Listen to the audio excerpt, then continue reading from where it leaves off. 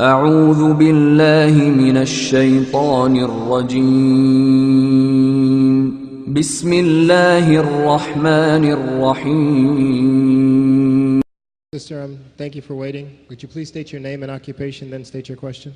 I'm Sakina D'Souza, and I'm a Catholic.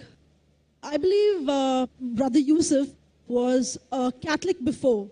I would like to ask him the simple question. He was brought up like a Catholic, but what made him change?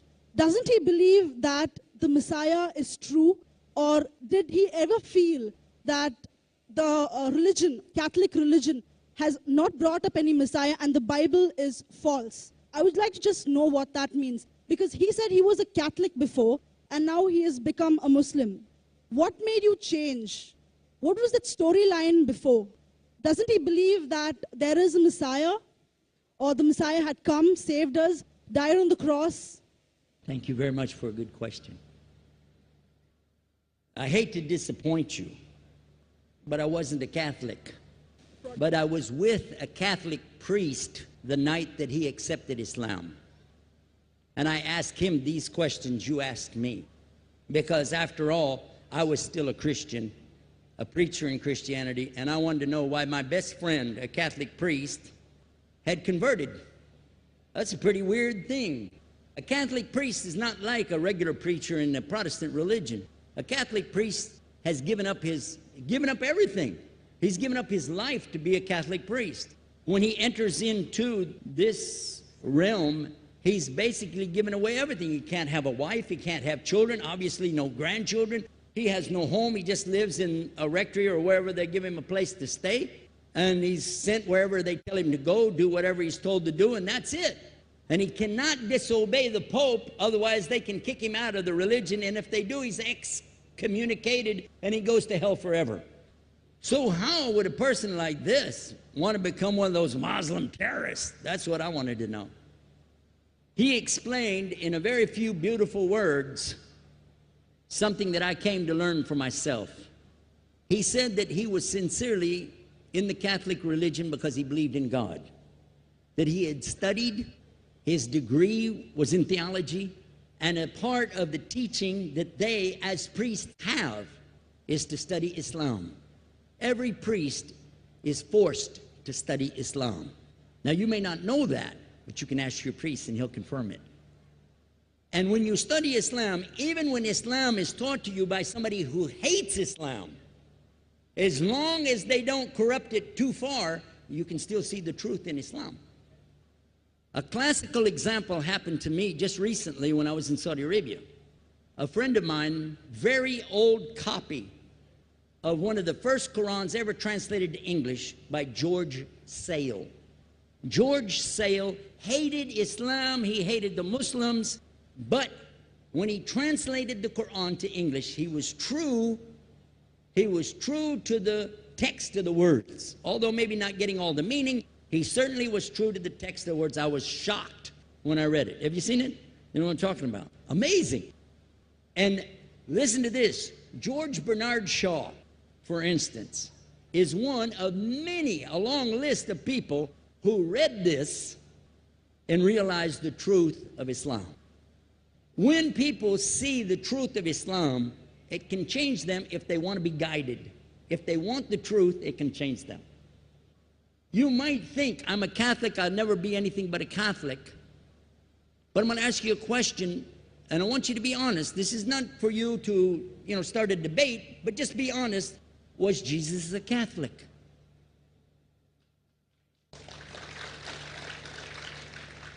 And it's not open to debate, so there's no point in opening that up, because you know and I know he wasn't. The Catholic Church was in business about 300 years before Jesus was born. It's on their website. Don't go like this. It's on their website. That's where I took it from. The Catholic Church was really started in Rome by Alexander the Great. Do you know what the word Catholic means? It means universal. It was the universal church for the Roman Empire. If you didn't join it, you could not be a Roman citizen. And it was opposed to the teachings of Judaism and opposed to the teachings of the early Christians for more than 200 and some years. And they were diametrically opposed to each other to the extent that it was the Romans killing the early Christians. Now, if you understand that and you go to their website and read, they didn't even take over Christianity until the year 325 AD. And when they did, they changed a lot of things, again, referring to their own website. But if you want to check it in Britannica or Americana or grow your encyclopedias, go ahead and read about the Catholic Church.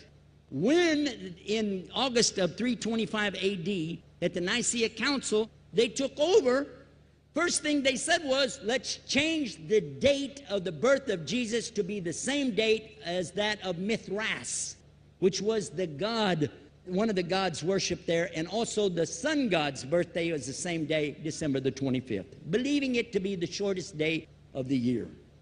And Constantine was a sun worshiper of Sol Invictus. Go to the website, read it for yourself. There are a lot of points, but not the least of which, even today, if you go in any Catholic church, and I have, you'll see so many portraits and statues and idols and images throughout the whole place that for the one who's never experienced that, for a Muslim who knows about these images, he'll be like, whoa, a'udhu billah. Whoa, what's this? The first time I walked in a Catholic church, I was about 10 years old. I was shocked. I was shocked at the idols and statues everywhere, because in the Protestant religion, we were brought up to believe that the second commandment was just as important as the first commandment. The first commandment in the Bible, in Exodus, is the same as the first commandment in the book of Deuteronomy. It says, I am the Lord your God that brought you out of the land of Egypt in the house of bondage. You know no other God beside me. Beside me there's no other gods. Thou shalt not have any other gods beside me. How many in this room agree with that commandment? Raise your hand. You notice the Muslims are raising their hand because it means Ashhadu la ilaha illallah. That's the first commandment for us as well. The second commandment you have clearly says, thou shalt not make any idol, any graven image of anything that creeps upon the earth, swims in the sea beneath, or flies in the air above. And I was sitting in a church one time, sitting there in the morning service, watching, the preacher talk, and, they go on and on and on, and sometimes you lose your train of thought. I was looking. Whoa! On the front of the podium, there was a fish. A fish. For the symbol, make you fishers of men. It had a fish. I said, whoa. Then I looked up above his head at the big stained glass window, and it had a dove, and he had the olive branch in his mouth. The dove is flying, the bird, I said, whoa. And then I look over here, and there's a cross with a man hanging on it. I said, wow, they didn't miss a single one. They got them all. Something walking on the earth, something swimming in the sea beneath, something flying in the air above. So look at these two things. Clearly, the first two of the 10 commandments, bang, bang, boom. Because if you said God is more than one, where did you get it from? When Jesus is talking to his own companions and they ask him, what's the greatest commandment? Mark 12:29. Clear. The greatest commandment is to know, O Israel, the Lord your God is one God. And you have to love him with all your heart and all your mind and all your strength. And this is no different from what Prophet Muhammad ﷺ was saying, the same thing to his people. Same thing I mentioned in the lecture. This is certainly for us the same. So what you see is Muslims practicing the commandments, and you see people claiming the commandments but practicing something else. And I have seen more converts from the Catholic Church than any other of the many sects of Christianity, and especially from the nuns, priests, and even an archbishop. And all of them are better than me. Those guys and women that I see do this, they still sacrifice their whole life to get the true message of Islam, not only to you, but to Muslims as well, because we all need to know about it. But thanks for a great question.